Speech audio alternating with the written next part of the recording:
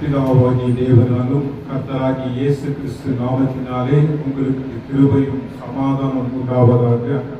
நாம் அவரை தொழுது கொள்ள வேண்டும் என்றால் ஆவியோடும் உண்மையோடும் அவரை தொழுது கொள்ள வேண்டும். சகோதர சகோதரிகளே, இந்த நேரத்தில் நாம் எழுந்து ஜெபிப்போமா.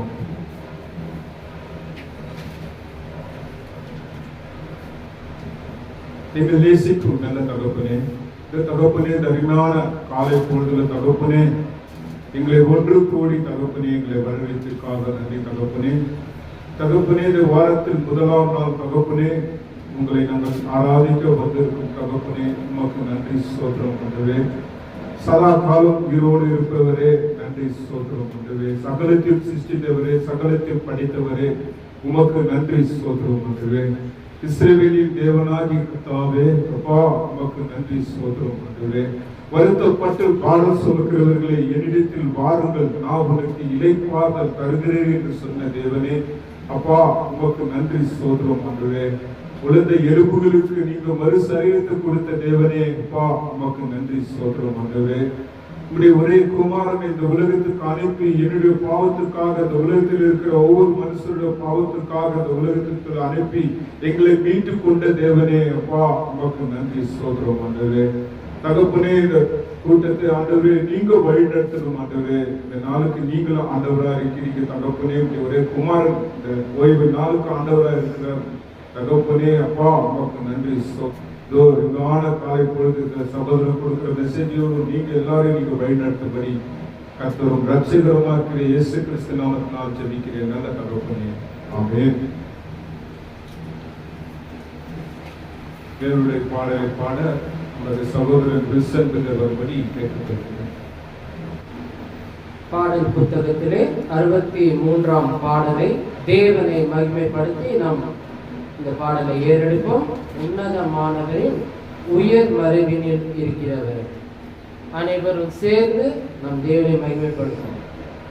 உன்னதமானவரின் உயர் மறைவினில் இருக்கிறவர், சர்வவல்லவரின் நிழலில் தங்குவார், இது பரமசிலாகியமே.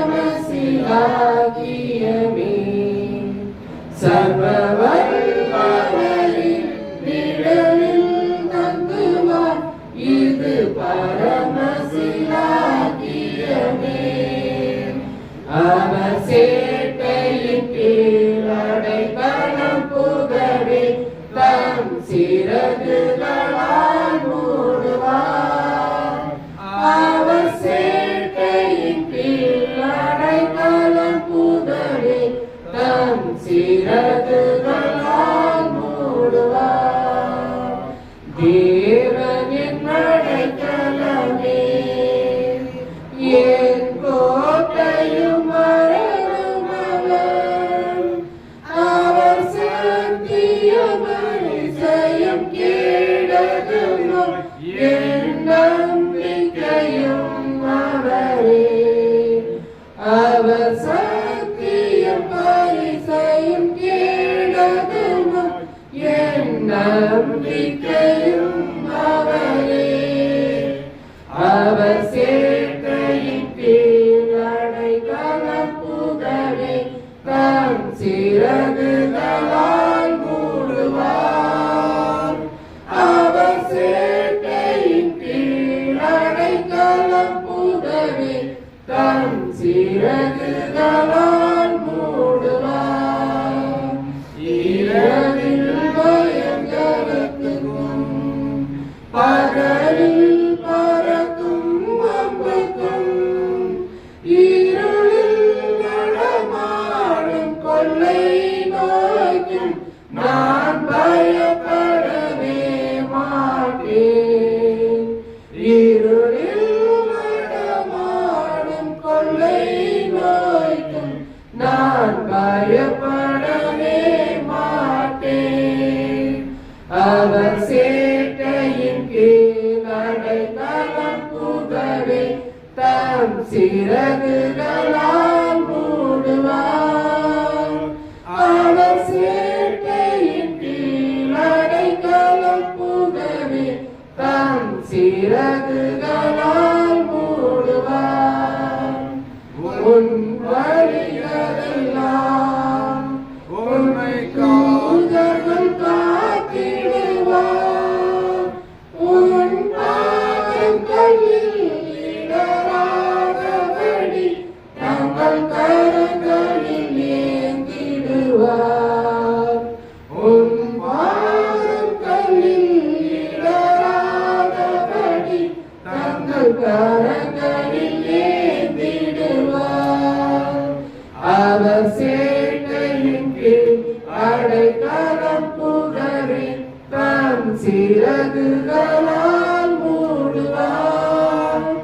அவர் சேட்டையின் கீழ் அடைக்கலம் புகழி தம் சிறகுகளால் மூடுவார். 1000 10,000 பேர்கள் உன் பக்கம் விழுந்தாலும் அது ஒரு காலத்தும் உன்னை அணுகாது. உன் தேவன் உன் தாவரமே, அது ஒரு காலத்தும் உன்னை அணுகாது. உன் தேவன் உன் தாவரமே.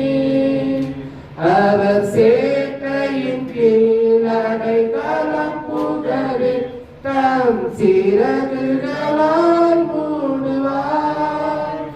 அவர் சேட்டையின் கீழ் அடைக்கலம் புகழி தம் சிறகுகளால் மூடுவார். தேவன் உன் அடைக்கலமே, ஒரு பொல்லாங்கு உன்னை சேருமோ, ஒரு வாதையுமே உன் கூடாரத்தை அணுகாமலே காத்திடுவார். ஒரு வாதையுமே உன் கூடாரத்தை அணுகாமலே காத்திடுவார். அவர் சேட்டையின் கீழ் அடைக்கலம் புகவே தம் சிறகுகளால் மூடுவார். அவர் சேட்டையின் கீழ் அடைக்கலம் புகவே தம் சிறகுகளால் மூடுவார். தேவனை மகிமைப்படுத்தும்படி இன்னொரு பாடலை தேர்ந்தெடுத்து பாடுவோம். பாடலின் 137 பாடல் புத்தகத்திலே பாடலின் 137 பாடலை நாம் பாடுவோம். கிறிஸ்துவின் சபையாரே கீதங்கள் பாடு. கிறிஸ்துவின் சபையாரே கீதங்கள் பாடிடுவோம். கிறிஸ்து நாமத்தினால் நாம் பிதாவை தொழுதிடுவோம். கிறிஸ்துவின் சபையாரே கீதங்கள் பாடிடுவோம். கிறிஸ்து நாமத்தினால் நாம் பிதாவை தொழுதிடுவோம். வாரத்தின் முதல் நாள் ஒன்று கூடுவோம். கர்த்தரின் பந்தியில் பங்கு பெறுவோம். வாரத்தின் முதல் நாள் ஒன்று கூடுவோம். கர்த்தரின் பந்தியில் பங்கு பெறுவோம். கர்த்தரின் வசனம் கை கொள்ளுவோம். கர்த்தரை மகிழ்ந்து களி கூறுவோம். கர்த்தரின் வசனம் கை கொள்ளுவோம். கர்த்தரை மகிழ்ந்து களி கூறுவோம். கிறிஸ்துவின் சபையாரே கீதங்கள் பாடிடுவோம். கிறிஸ்து இயேசு நாமத்தினால் நாம் பிதாவை தொழுதிடுவோம். கிறிஸ்துவின் இரத்தத்தால் மீட்கப்பட்டோர், கிறிஸ்து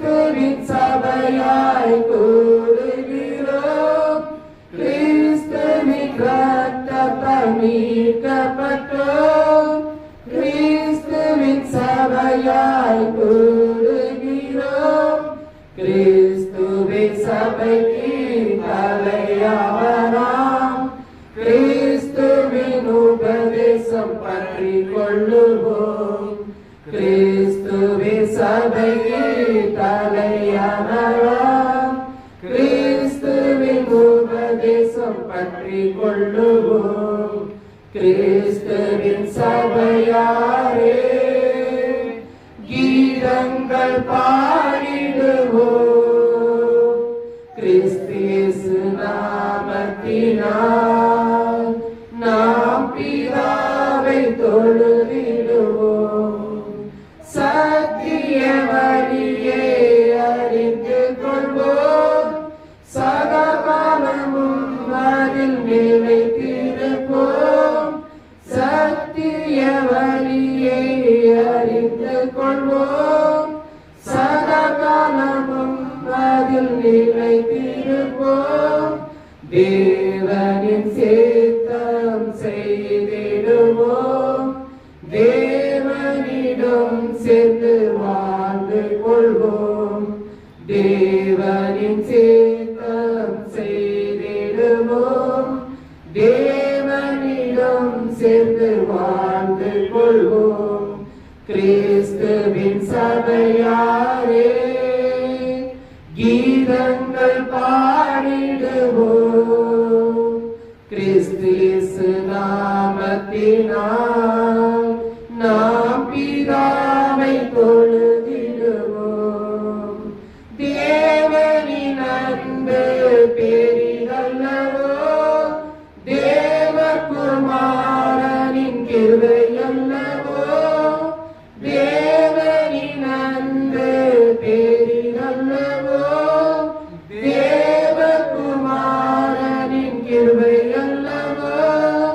பரிசுத்த ஆவியின் ஐக்கியமல்லோ, கிறிஸ்துவின் சபை தேவராஜ்யமல்லோ. பரிசுத்த ஆவியின் ஐக்கியமல்லோ, கிறிஸ்துவின் சபை தேவராஜ்யமல்லோ. கிறிஸ்துவின் சபையாரே கீதங்கள் பாடிடுவோம். கிறிஸ்து இயேசு நாமத்தினால் நாம் பிதாவை தொழுதிடுவோம். பாடலை பாடின சகோதரனுக்காக கிறிஸ்து சபையின் மூலமாய் வாழ்த்துகிறோம். தேவ வார்த்தை வாசிக்க நமது சகோதரர் சாம்பிதர் வரும்படி கேட்டுக்கொள்கிறோம்.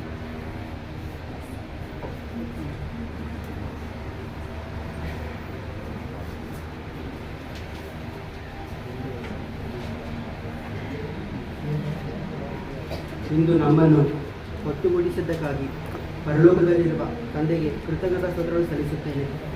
ಇಂದು ಸಭೆಯಲ್ಲಿ ಆರಿಸಿಕೊಂಡ ವಾಕ್ಯವು 2 ಕೊರಿಂಥಿಯರಿಗೆ ಬರೆದ ಪತ್ರಿಕೆಯಲ್ಲಿ 11ನೇ ಅಧ್ಯಾಯ 2ರಿಂದ 3ರವರೆಗೂ ಓದೋಣ. ಯಾಕೆಂದರೆ ದೇವರಲ್ಲಿರುವಂಥ ಚಿಂತೆಯಿಂದಲೇ ನಾನು ನಿಮ್ಮ ವಿಷಯದಲ್ಲಿ ಚಿಂತಿಸುತ್ತೇನೆ. ನಿಮ್ಮನ್ನು ಕ್ರಿಸ್ತನೆಂಬ ಒಬ್ಬನೇ ಪುರುಷನಿಗೆ ಶುದ್ಧ ಕನ್ಯೆಯಾಗಿ ಒಪ್ಪಿಸಬೇಕೆಂದು ನಿಮ್ಮನ್ನು ಆತನಿಗೆ ನಿಶ್ಚಯ ಮಾಡಿದೆನಲ್ಲ. ಆದರೆ ಹೇಗೆ ಅವಳು ಸರ್ಪದ ಕುಯುಕ್ತಿಗೆ ಒಳಗಾಗಿ ಮೋಸ ಹೋದಳೋ ಹಾಗೆ ನಿಮ್ಮ ಮನಸ್ಸು ಕ್ರಿಸ್ತನ ವಿಷಯದಲ್ಲಿರಬೇಕಾದ ಯಥಾರ್ಥವನ್ನು ಶುದ್ಧತ್ವವನ್ನು ಬಿಟ್ಟು ಕೆಟ್ಟು ಹೋದಿತೆಂದು ನನಗೆ ಭಯವಾಗಿದೆ. ಆಮೆನ್.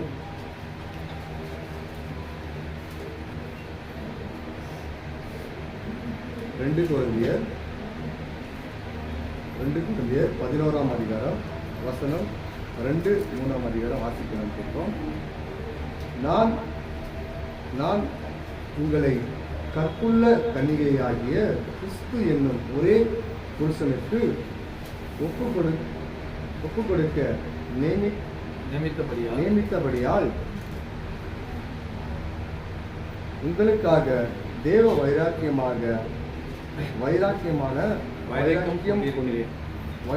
கொண்டிருக்கின்றேன். ஆகிலும் சர்வமானது தன்னுடைய தந்திரத்தினாலே ஏவாளை வஞ்சித்தது போல உங்கள் மனது கிறிஸ்துவை பற்றி உண்மையின்றி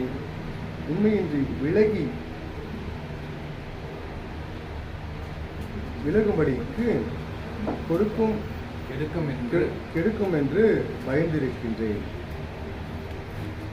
வேதத்தை வாசித்த சகோதரருக்காக கிறிஸ்டியன் சபை மூலமாக வாழ்த்துகிறோம். நிலையத்தில் சகோதரர் ஜோசப் வந்து ஜெபம் பண்ணும்படி கேட்டுக்கொள்கிறேன்.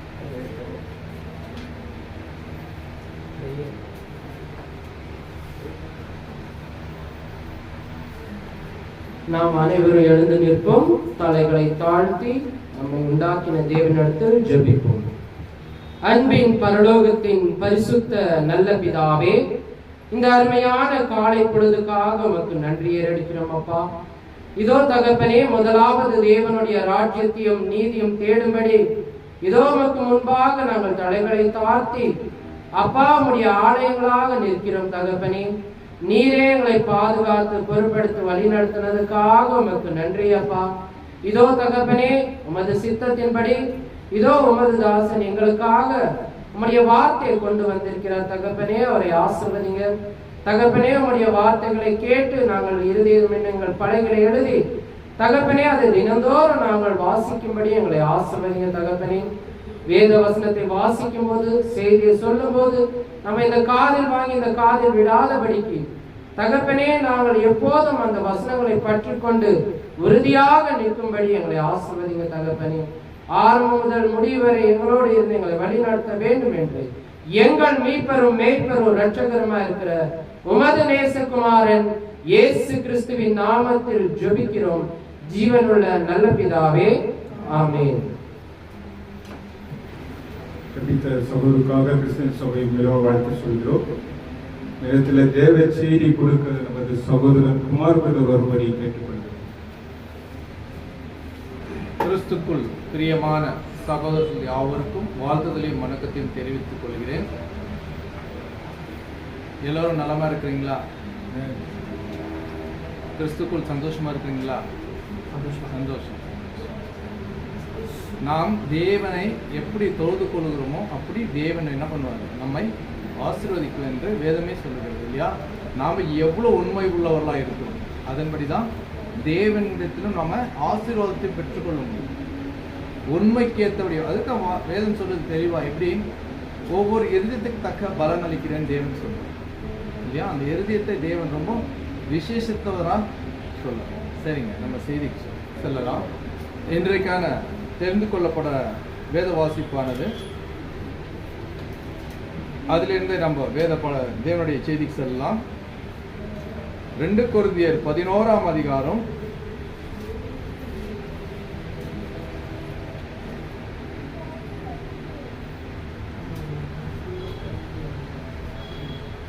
1:2 வாசிக்கிறீங்களா?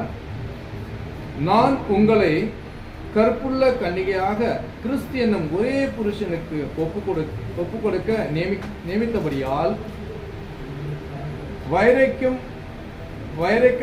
வைரக்கம் கொண்டிருக்கிறேன். ஆகிலும் சர்ப்பமானது தன்னுடைய தந்திரத்தால ஏவாளை வஞ்சித்தது போல உங்கள் மனதை கிறிஸ்துவ பற்றி உண்மையென்று விளக்கும் என்று பயந்திருக்கிறேன். கிறிஸ்துக்குள் பிரியமான சகோதரர்களே, இந்த கொரிந்திய பட்டணத்துல அப்போஸ்தலனாகிய பவுல் இப்படியாக பேசுவதற்கு காரணம் என்ன? இங்க சொல்றாரு, இப்போ நம்ம கிறிஸ்துக்குள்ள இருக்கிறவங்க என்ன சொல்றாரு? கிறிஸ்து என்ற இப்போ கிறிஸ்துக்கு நம்ம யாரு? மனவாட்டிகள் இல்லையா? அப்போ அவர் எப்படி சொல்றாரு? நம்மளை எப்படி கற்புள்ள கன்னிகையாய் கிறிஸ்துவின் ஒரே புருஷனுக்காக நம்மள ஒப்பு வச்சுக்கிறேன்னு சொல்றாரு இல்லையா? இப்போ மனவாளனுக்கு மனவாட்டி எப்படி இருக்கணும்? இப்போ நம்ம ஒரு இடத்துல ஒரு பொண்ணு பார்க்க போறோம், ஒரு பையனுக்கு ஒரு பொண்ணு பார்க்க போறோம். அப்போ அக்கம் பக்கத்துல போய் விசாரிக்குமா மாட்டோமா? அவரை பத்தி, அந்த பொண்ணை பத்தி விசாரிப்போம் இல்லையா? அந்த பொண்ணை பத்தி யாரோ தப்பா சொன்னா அந்த பொண்ணு எடுப்போமா? ஒரு சின்ன தவறு சொன்ன எடுப்போமா? விசாரிக்காத போய் பொண்ணை கூட்டிட்டு வந்துருவோமா? கூட்டிட்டு வரோமா? இல்லை தானே. அப்போ நீங்க பவுல் கொரிந்திய பட்டத்துல ஏதோ ஒரு பிரச்சனை நடந்திருக்கு. இப்ப சபையில எல்லா மக்களோட அங்க கொரிந்திய பட்டணத்துல மக்கள் சபையில என்ன இருக்குது, சின்ன சின்ன கிசு அவங்க மேல என்ன வருது. அங்க அவர்கிட்ட ஒரு சின்ன சின்ன கம்ப்ளைண்ட் வருது. அப்போ அந்த கொரிந்திய பட்டணத்தை கண்டிச்சு பேசுறாரு. நான் உங்களை இவ்வளவு நாள் பாதுகாத்து உங்களை சபையை என்ன பண்றேன், சத்தியத்தின்படி வழிநடத்தி வரேன். ஆனா உங்க மேல என்ன பண்ணிக்குது, ஒரு சின்ன கம்ப்ளைண்ட் வருது. நான் ஏன் பயப்படுறாரா, அவங்க நீங்க சத்தியத்துல உறுதியா இருக்கிறீங்க, ஆனா ஏவால எப்படி தந்திரமா பிசாசு வந்து வஞ்சிச்சுக்கோ அது போல உங்களை வஞ்சித்து எனக்கு பயமா இருக்குதுன்றாரு. உங்களை எப்படி கிறிஸ்துவ விட்டு பிரிக்கலான்ற மனசோட இருக்குது, உங்களை பிரிச்சுடுன்ற பயத்துல இருக்கிறேன். பிசாசு உங்களை எந்த விஷயத்துல நீங்க வீக்னஸா இருக்கு அந்த விஷயத்துல போய் உங்களை மைக்கு என்ன பண்ணுவான், உங்களை கடவுளையும் உங்களை விட்டு பிரிச்சுடுவான்ற பயத்துல எனக்கு பயமா இருக்குது. பவுல் சொல்றார், பவுல் இப்படி பேசுறார், எனக்கு பயமா இருக்கு. அப்ப நான் உங்களை இவ்வளவு நாள் என்ன பண்றேன், சத்திய வழியில வழிநடத்திட்டு வரேன். அப்ப நீங்க என்ன பண்றீங்க, அந்த பிசாசு தந்திரம் அங்க இருக்குது. பிசாசுக்கு தெரியும் எந்த மனுஷன் எதுல வீக்னஸா இருக்கிறான்னு சாத்தானுக்கு நல்லா தெரியும். அவனும் அந்த விஷயத்துல என்ன பண்ணும், கொண்டு போய் சேர்க்கறது அவனோட வேலை. அதுக்கு தான் இங்க அப்படி சொல்றாரு பாருங்க. 3வது அதிகாரத்தை 3வது வசனத்தை கவனிங்க. ஆகிலும் சர்ப்பமானது தன்னுடைய தந்திரத்தாலே ஏவாளை வஞ்சித்தது போல உங்கள் மனதையும் வஞ்சிக்கும் என்று நான் என்ன பண்ணேன், பயந்து இருக்கிறேன். ஆதாம் ஏவாள் யாரு, தேவன் உண்டு பண்ண மனுஷன். அப்ப உண்டு பண்ண மனுஷன் யார் வஞ்சிக்கிறது, சர்ப்பம். பிசாசு சர்ப்பம் ரீதியா போய் என்ன பண்றான், வஞ்சிக்கிறான். நல்லா யோசித்து பாருங்க கிறிஸ்துக்குள் பிரியமான சகோதரர்களே. இங்க கிறிஸ்து என்னும் புருஷனுக்கு உரிய நம்மள என்ன பண்ணிக்கிறாரு, கற்புள்ள கன்னிகையாய் நியமிக்கப்பட்டிருக்கின்றார். அப்ப கற்புள்ள கன்னிகையாக எப்படி சொல்லுவோம், நம்மள கற்புள்ள கன்னிகை என்று நம்ம எப்படி நிரூபிச்சு காட்டும். இதுல ஒப்பு கூட வச்சிருக்காரு, அந்த மாதிரி ஒரு கன்னிகை கூட வச்சிருக்காரு. அது எல்லாருக்கும் தெரியும். சில சகோதரிங்க என்ன பண்ணுவாங்க, மறந்துடுவாங்க. கற்புள்ள கன்னிகை. இப்போ அப்படின்னு நம்ம என்ன நினைச்சுக்குவோம், நம்ம கல்யாணம் பண்ணிக்க கூடாது, எந்த ஒரு தப்பும் செய்யக்கூடாது, அப்படியே ஒழுங்கா இருக்கணும். அப்படி இல்லைங்க. சத்தியத்துல கிறிஸ்துக்கும் எப்படி இருக்கணும், கற்புள்ள கன்னிகையா இருக்கணும்னு சொல்றது.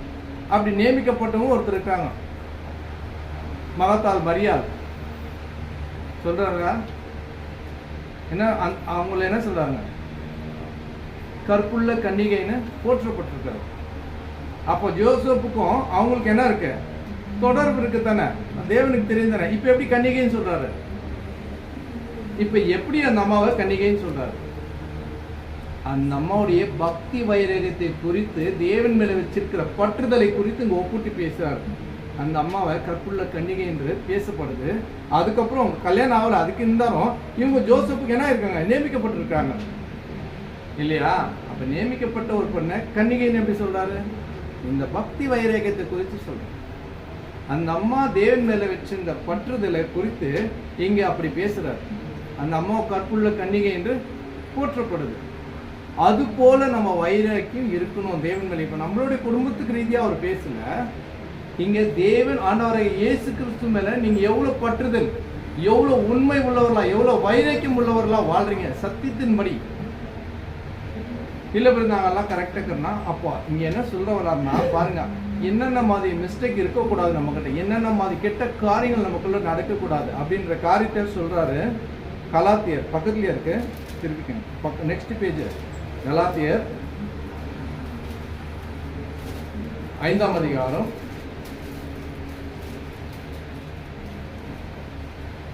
5:19 வாசம். மாம்சத்தின் கிரியைகளோ வெளியரங்கமாய் இருக்கிறன. அவையாவன விபச்சாரம், தேசித்தனம், அசுத்தம், காமவிகாரம். போதும். இப்ப சொல்றாரு இங்க மாம்சத்தின் கிரிகள் வெளியரங்கமாய் இருக்கிறன. இங்க சொல்றாரு மாம்சத்தின் நம்ம செய்யறோம் இல்லையா, நம்ம மாம்சத்தில் தான் இருக்கோம், இங்க ஆவின்படி இல்லை. இப்போ மாம்சத்தில் இருக்கிறதுனால உங்க கிரிகைகள் எப்படி இருக்கு? வெளியரங்கமா இருக்குது. எல்லாரும் பார்க்குறாங்க. நீங்க கிறிஸ்தவர்கள்னு சொல்றீங்க, எல்லாரும் பார்க்குறாங்க. வெளியரங்கமா இருக்கிறது. அவ யாவனன்னு கேட்கிறாரு. என்னென்ன தெரியுமா உங்களுக்கு? பாருங்க, 3 அண்டர்லைன் பண்ணி சொல்றாரு. வெளியரங்கமா இருக்கிறது. அவை யாவன? விபச்சாரம். முதல்ல சொல்றாரு விபச்சாரம், வேசித்தனம், வேசித்தனம், அசுத்த காமவிகாரம். 3 ஒரே கனெக்ட் ஆகுது. பாத்தீங்களா? விபச்சாரம். விபச்சாரம்னா என்ன? விபச்சாரம் என்றால் விபச்சாரம் செய்து இல்லையா? வேசித்தனம். வேசித்தனம்னா எல்லாருமே ஆசை வைக்கிறது, பாப்புறவங்க மேலாம் ஆசை வைக்கிறது, அது வேசி. இங்க சொல்றாரு பாருங்க, கடைசி ஒண்ணு அசுத்த காம விகாரம். 3 அண்டர்லைன் பண்ணி சொல்றாரு. விபச்சாரம், விபச்சாரம் சொல்லிட்டாரு. ஃபர்ஸ்ட் விஷயமே விபச்சாரம் சொல்லிட்டாரு. அப்புறம் என்ன சொல்றாரு? விபச்சாரம், வேசித்தனம். வேசித்தனம் நல்ல மாதிரி நடந்து என்ன சொல்றது? கெட்டது செய்யுது, இது வேசித்தனம். இங்கே சொல்றாரு அசுத்தமான காம விகாரம். இதே தொழிலா செய்யுது. இதே சொல்லிட்டு சொல்றாரு. 20 வாசிங்க. இப்ப விக்கிரக ஆராதனை, வில்லி சூனியம், பகைகள், விரோதங்கள், வைராக்கியங்கள், கோபங்கள், சண்டைகள், பிரிவினைகள், மான பேதங்கள் சொல்றார். போராமைகள், கொலைகள், வெறிகள், களியாட்டுகள் முதலானவைகளை இப்படிப்பட்டவைகளை செய்கிறவர்கள் தேவனுடைய ராஜ்யத்தில் சுதந்திரிப்பது இல்லை என்று நான் முன்னவே சொன்னது போல இப்போதும் உங்களுக்கு சொல்லுகிறேன். பட்டியலை கொடுத்துட்டார். இந்த மாதிரி எல்லாம் நீங்க செய்தீங்கன்னா தேவனுடைய ராஜ்யத்துல வர கொஞ்சம் கூட என்ன பண்ணாங்க? எதிர்பார்க்காதீங்க. நான் கிறிஸ்துவ தான். இப்ப யாருக்கு சொல்றாரு இது? கிறிஸ்துக்குள்ள இருக்கிறவங்களுக்கு தானே சொல்ல முடியும். நான் முன்னதே சொன்னது போல இப்ப உங்களுக்கு திரும்ப சொல்றேன். அப்ப கிறிஸ்துக்குள்ள இருக்கிறவங்களுக்கு தானே சொல்ல முடியும். அவர் முதல்ல எழுதியிருக்கிறாரு, கிறிஸ்துக்குள்ள இருக்கிற மனுஷனுக்கு தான் நான் சொல்றேன், சபைக்குள்ள இருக்கிறவங்களுக்கு தான் நான் சொன்னேன், எழுதியிருக்கிறேன். உலக மக்களுக்கு தேவனை அறிந்த பிறகு அந்த காரியம் தெரியும் இல்லையா? அப்ப இங்க யாரை குறிச்சு பேசுறாரு? சபைக்கு இருக்கிறவங்களுக்கு தான் இந்த காரியங்களை சொல்றாரு. இப்படிப்பட்ட செய்கிறவன் தேவனுடைய ராஜ்யத்துல நீங்க சுதந்திரம் என்று கனவு கூட காணாதீங்க, நினைச்சு கூட பார்க்காதீங்க. எப்படி சொல்றாரு பாருங்க. இப்படி எல்லாம் நான் என் மனசுல வச்சுக்கிறேன். எங்க சகோதரர்களுக்கெல்லாம் யாருக்கும் தெரியாது. நான் என்ன பண்றேன்? சபையில ஒழுங்கா இருக்கிற மாதிரி நடிச்சீங்கன்னா நீ தேவனுடைய ராஜ்யத்துல சுதந்திரிக்க மாட்டேன்னு சொல்லிட்டார். அப்படிப்பட்டவன் வரவே முடியாது. நீ கனவு கூட காணாத, அந்த மாதிரி ஒரு நினைப்புக்குள்ள வரக்கூடாது. தெளிவா சொல்றாங்க, வசனம் தெளிவா சொல்றேன். இப்போ கிறிஸ்துவனும் புருஷனுக்கு நாம கன்னிகை எப்படி இருக்கணும்? இப்ப இந்த விஷயத்தெல்லாம் நீ கட்டுப்பாடோட வச்சுக்கணும். ஏன்னா மாம்சத்தின் கிரியைகள் வெளியரங்கமா இருக்கிறது. கரெக்டா? இப்ப நம்ம மாம்சத்துல இருக்கிறதுனால நீ என்ன தப்பு செய்தாலும் யாராவது ஒருத்தர் பார்ப்போம். முதலாவது போன் இல்ல, கேமரா போன் இல்ல. இப்ப எப்படி இருக்கும்? செகண்ட்ல என்ன பண்ணுவாங்க? நம்மள போட்டோ பிடிச்சி வீடியோ எடுத்து போடுவாங்க. முதலாவது என்ன இருந்துச்சு? காணாத மாதிரி இருக்கும். இப்போ அப்ப கிறிஸ்துவர்களே தேவன் கண்காணிக்கிறதோட ஜனங்க ரொம்ப ஜாஸ்தி கண்காணிக்கிறாங்க. தேவன் கண்காணிச்சிருக்காரு. எப்படின்னா நம்ம செய்கிற தவறுகளை அவர் என்ன பண்றாரு? நம்மளுக்கு வார்த்தை மூலியமா வெளிப்படுத்துறாரு. இப்படி சொல்லிட்டு வராரு, உங்ககிட்ட என்ன இருக்கக்கூடாது? இந்த மாதிரி காரியங்கள் எல்லாம் இருக்க கூடாது. நீங்க அப்பேற்பட்டவர்களா இருந்தா கிறிஸ்துவனும் புருஷனுக்கு ஒரே கன்னிகை, நீ கன்னிகையை எப்படி இருக்க முடியும்? இப்போ மரியாதை சேர்த்து பாருங்க. மரியாள் ஜோசப்புக்கு நியமிக்கப்பட்டாச்சு. நியமிக்கப்பட்டவருக்கு அவர் என்ன கன்னிகைன்னு சொல்றாரு. அப்படின்னா அந்த வார்த்தைக்கு நீங்க உள்வாங்கி பாருங்க. தேவனுடைய வசனத்தை அதோட ஒப்பிட்டு பாருங்க.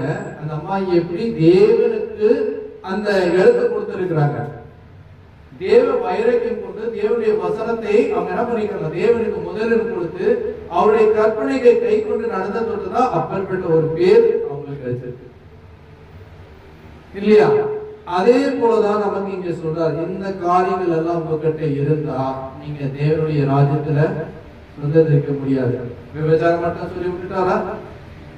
முதல்லயே சொன்னார் என்ன மாதிரி அது சொல்லி கொடுக்கிறாரு தெரியுமா? அப்ப இங்க சொல்லிட்டு வர்றாரு, போராமே இருக்கக்கூடாது.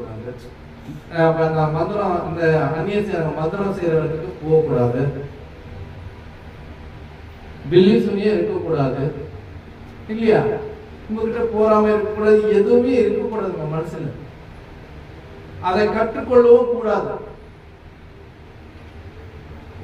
இப்படிங்கிறவங்க தேவனுடைய ராஜ்யத்தை சுதரிக்க மாட்டோம், முடியாது அப்படின்னு சொல்றாரு. அப்ப நல்லா யோசிச்சு பாருங்க. அப்ப கிறிஸ்துவனும் கன்னிகையில அவர் எந்த காரியத்தை குறிச்சு பேசுறாரு. அப்ப இன்னொரு காரியத்தை இங்க சொல்றாரு. எப்படின்னாக்கா இதெல்லாம் தப்பு தான், கரெக்ட் இல்லை. இப்ப சகோதரர்களுக்குள்ள எப்படி தெரியுமா பேசுவாங்க? நீதிமொழிகள் தெரிவிக்கோங்க.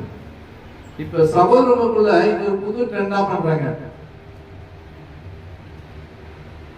நீதிமொழிகள் 1ஆம் அதிகாரம்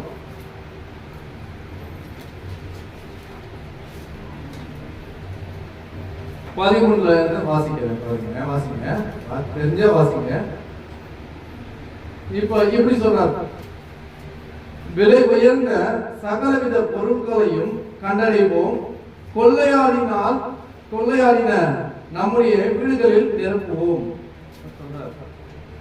இப்ப இப்படி ஒரு ஐடியா கொடுக்குறாரு. அதெல்லாம் தப்பு தான். விபச்சாரம் செய்து போராமை கொள்றது இதெல்லாம் தப்பு தான். ஆனா இப்படி செய்யலாம் பாருங்க, விலை உயர்ந்த சகலவித பொருட்களையும் கண்டடைவோம், கொள்ளையாடின பொருட்களில் நம்ம வீடுகளை நிரப்புவோம் சொல்லிட்டு கீழே இருக்கிற வசனம் பாருங்க, எங்களோட பங்காளியா இரு, நாம் எல்லோரும் ஒரே பையா இருப்போம் என்று அவர்கள் சொல்வார்கள். அவங்க சொல்லுவாங்க, நான் கூட சர்ச்சுக்கெல்லாம் போறோம்ப்பா, அந்த மாதிரி பொல்லாப்பெல்லாம் செய்யல, விபச்சாரம், வேசித்தனம், போராமை அதெல்லாம் நான் செய்யறதில்ல, இந்த மாதிரி செய்யலாம். விலை உயர்ந்த பொருள்கள்லாம் என்ன பண்ணலாம்? எடுத்துக்கலாம், திருடிக்கலாம், நம்ம வீட்டில் சேர்த்துக்கலாம். அதான் சொல்லுவாங்க, நான் ரிட்டையர்ட் ஆயிட்டேன், கம்மி பர்சன்டேஜ் வட்டி விடுறோம், 2% தான், வேற எனக்கு ஆப்ஷன் இல்லை. தப்பா இல்லையா? தப்பா இல்லையா? அப்ப இது என்ன சொல்லு? இப்படி சேர்க்கலாம். சரி விடு, அவருக்கு வயசாயிடுச்சு அப்படி சொல்லலாமா? இங்க சொல்றாரு, இப்படியும் பேசுறாங்க. இப்படி நம்மள தந்திரமா ஏமாத்தணும். நிறைய ஊழியக்காரருடைய வேலை இப்படிதான் சார். இதெல்லாம் செஞ்சுக்கலாம், இதெல்லாம் தப்பு இல்லை. இங்க சொல்றாரு, அப்படி சொல்ற எங்களுடன் பங்காளியா இருப்போம், நம்ம எல்லாம் ஒரே பையா இருப்போம். அப்படின்னா என்ன? நம்மளாம் ஒரே என்ன சொல்ற சகோதரத்துவமா இருப்போம். இப்படி நம்மளுடைய என்ன இருக்குது? ஒரே பங்கு கையா இருக்கும், ஒரே பை, அந்த பண பை ஒன்னா இருக்கும். இப்படி சேர்க்கலாமா? அது கடினமா இருக்குது. அந்த வார்த்தை எல்லாம் எப்படி இருக்கு? நம்மள கடினமா சொல்லுது. அப்ப இந்த வார்த்தை நம்மளுக்கு இலகுவா இருக்கு. அப்ப நம்ம என்ன நினைக்கிறோம்? சில பேர் வலைக்கு விலைக்கு போய்க்குவோம், வலை விலைக்கு என்ன பண்ணுவோம்? தந்திரமா போயிடுவோம். அதுக்கும் சொல்றாரு கீழே பாருங்க 15ல, என் மகனே நீ அவர்களோடு வழி விளவாமல் உன் கால்களை அவர் பாதைக்கு விளக்கு. தெளிவா சொல்றாரு. அந்த மாதிரி காரியத்துக்கு என்ன பண்ணாரு? நீ போவாத, உன் காலை என்ன பண்ண? அவங்களுக்கு விளக்கு, அவங்களை விட்டு விலகிடு. இப்போ இந்த மேல இருக்கிற வார்த்தையெல்லாம் ரொம்ப கடினமா இருக்கு. பாத்தீங்களா எவ்வளவு கடினம்? விபச்சாரம் செய்யாத இருப்பாய், களவு செய்யாத இருப்பாய, போராமை கொள்ளாம இருப்பாய, இப்படி எல்லாம் சொன்னா என்ன பண்ணுவோம்? போராமை கொள்ளாத இருக்குமா? எல்லாம் இருக்குதுங்க, எல்லாமே இருக்கு நமக்குள்ள. அது எப்படி அவரு அதை வெளிக்கொண்டு வந்தார்? நம்ம ஆண்டவராகிய இயேசு கிறிஸ்து அதுல இருந்து நம்மளை மீட்டு கொண்டு வந்தார். எப்படின்னா இங்க சொல்றாரு பாருங்க, எபிரேயர் புத்தகத்துக்கு திருப்புங்க, எபிரேயர் 10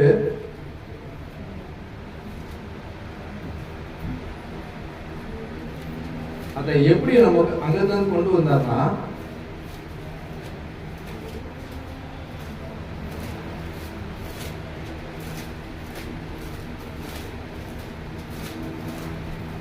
தீர்த்து வாங்க அப்படின்னு எபிரேயர் 10ஆம் அதிகாரம் 19 பாருங்க. ஆகையால் சகோதரரே, நாம் பரிசுத்த ஸ்தலத்தில் பிரவேசிப்பதற்கு இயேசுவானவர் தமது மாம்சமாகிய திரை வழியாய் புதிதும் ஜீவனும் மார்க்கத்தை நமக்கு உண்டு பண்ணினபடியால். இப்ப சொல்றார், இப்ப ஆண்டவராகிய இயேசு கிறிஸ்து சொல்றாரு, ஆகையால் சகோதரர்களே நாம் என்ன சொல்றாரு, பரிசுத்த ஸ்தலத்துக்கு பிரவேசிப்பதற்கு இயேசுவானவர் என்ன சொல்றாரு, அவருடைய மாம்சமான திரை. இப்ப திரைனா இந்த ஸ்கிரீன் என்ன தெரியும், வெளியில இருக்கிறதெல்லாம் தெரியும். இந்த ஸ்கிரீன் இருக்கிறதுனால என்ன இல்ல, வெளியில இருக்கிறது உங்களுக்கு தெரியல.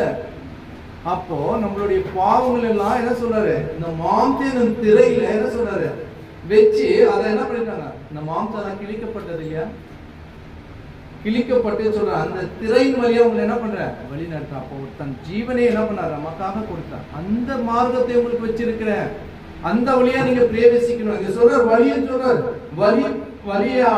வழியாய் புதிதும் ஜீவனமான மார்க்கத்தை நமக்கு உண்டு பண்ணினபடியால், அந்த வழி மார்க்கத்தை நமக்கு உண்டு பண்ணினபடியால் தெளிவா சொல்றாரு பாருங்க.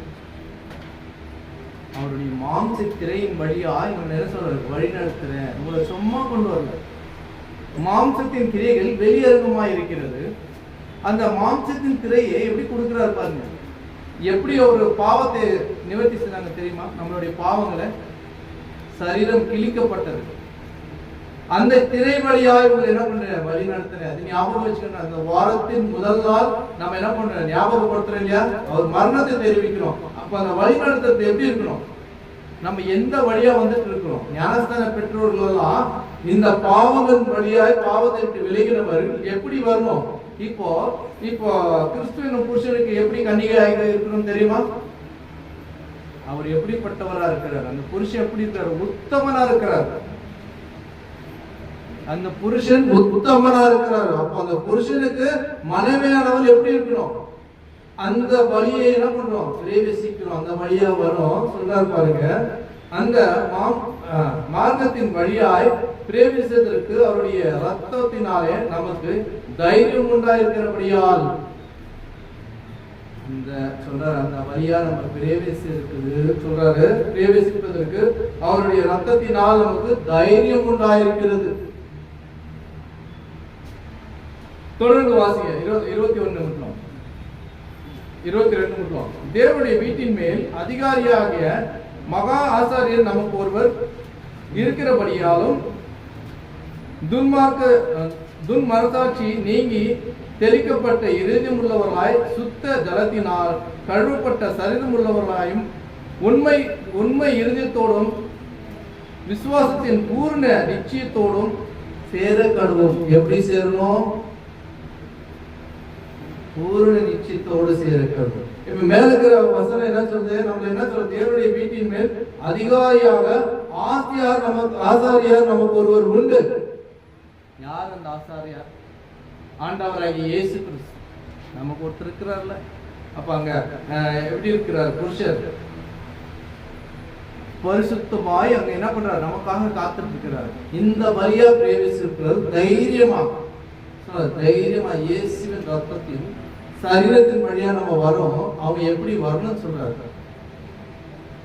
எதன் வழியா, நான் தான் உங்களை என்ன மீட்டேன், உங்களை நான் பார்த்துட்டு இருக்கேன், உங்க நடக்கையை நான் கவனிச்சுட்டு இருக்கிறேன்,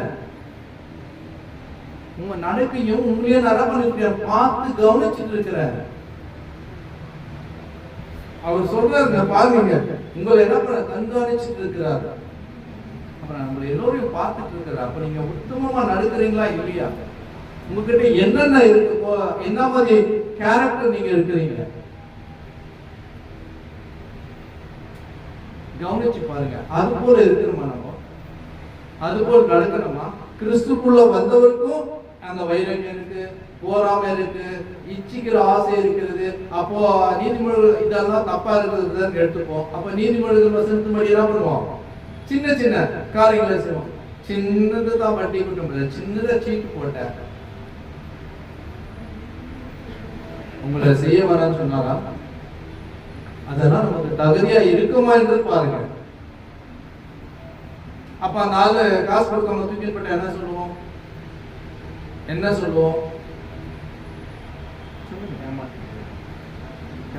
ஏமாத்திட்டு போயிட்டா அப்படி சொல்லி விட்டுருவோமா, சொல்லுங்க.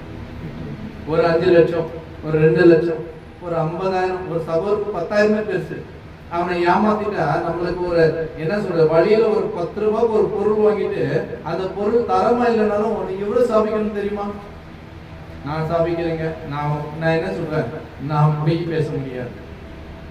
அது தரமா இல்லைன்னா நம்ம என்ன பண்ணுவோம்? கோவப்பட்டு சாபிக்கிறோம் இல்லையா? அப்ப இவ்வளவு பணம் போட்டா நீங்க சும்மா இருப்பீங்களா?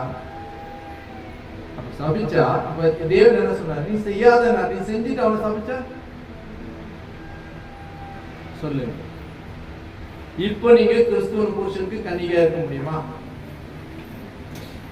அவர் சொல்ல கரை திரை ஒன்றும் இருக்கக்கூடாது. அப்ப அந்த திரை என்பது அவருடைய சரீரத்தின் வெளிப்படுத்துறாரு. அப்ப நம்ம கிட்ட என்ன இருக்கக்கூடாது? கரை திரை ஒன்றும் இல்லாம பரிசுத்த சபையாய் ஆண்டவராகிய இயேசு கிறிஸ்து வருகை 2ஆம் வருகையில நம்ம நிறுத்துறேன்னு சொல்றாரு. அப்போஸ்தலனாகிய பவுல் நான் அப்படி நிறுத்தணும்னு முயற்சி எடுக்கிறார். அப்ப முயற்சி எடுத்த அவருடைய முயற்சி நிச்சயமாய் வீண் போகாது. அது நிச்சயமாய் அந்த சபை எப்படி இருக்கும்? கரை திரை ஒன்றும் இல்லாத நிற்கிறதுக்கு என்ன பண்றாரு? பாடுபட்டார். அப்போ அந்த பாடுகளை சொல்லி ஒவ்வொரு சபையையும் நம்மள என்ன பண்றாரு? தீர்த்துக்கிறார் வசனத்தின் ரீதியா. அப்ப நாம எப்படி வளரணும்? அப்ப நாம எப்பேற்பட்டவர்களா இருக்கணும்? மற்றவர்களை போல் சொல்லிட்டே இருக்கலாமா? நான் வில்சன் பிரதரை பார்த்தேன்னா அவர் அப்படி பேசுறாரு. அவரு எப்போ ஒருத்தர் மேல நம்ம போல் சொல்றோமோ பிசாசு உள்ள வந்துட்டான். ஒருத்தர் மேல நம்ம என்னைக்கு ஒரு வைராகத்தையும் ஒரு போல் சொல்றோமோ அன்னைக்கு உங்ககிட்ட பிசாசு வந்துட்டான். அந்த நிமிஷமே வந்துட்டான். ஒருத்தரை பத்தி நம்ம பேசினாலே நமக்குள்ள பிசாசு வந்துட்டான். மற்றவங்களை பத்தி நம்ம என்னைக்கு குறை சொல்ல ஆரம்பிக்கிறோமோ அந்த நிமிஷம் தந்தாம நமக்குள்ள வந்துட்டான்.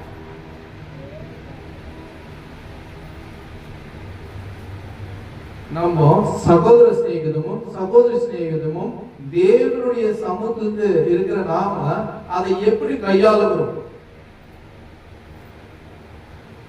நல்லா யோசித்து பாருங்க. பிரியமான சகோதரர்களே, தேவன் இப்படியாக நம்மளை வழிநடத்துறார். அவர் திரையின் வழியாக வரும்போது இப்போ நமக்கு என்ன சொல்றாரு? கன்னிகை நமக்கு பேர் கொடுத்திருக்கிறார். அந்த புருஷனுக்கு நம்ம எப்படி இருக்கணும்? தேவன் என்னவா இருக்கணும்? இப்ப 4 குவாலிஃபிகேஷன் நான் கேட்கிறேன்.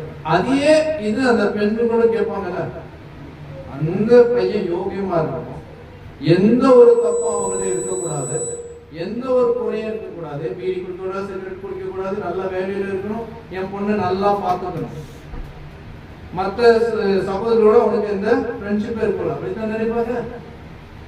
நான் நினைக்கிற தப்பு இல்லையே. அப்போ அப்படி கொடுக்குறவங்களுக்கு என் மொழியை நான் எப்படி வச்சுட்டு கொடுக்கணும்?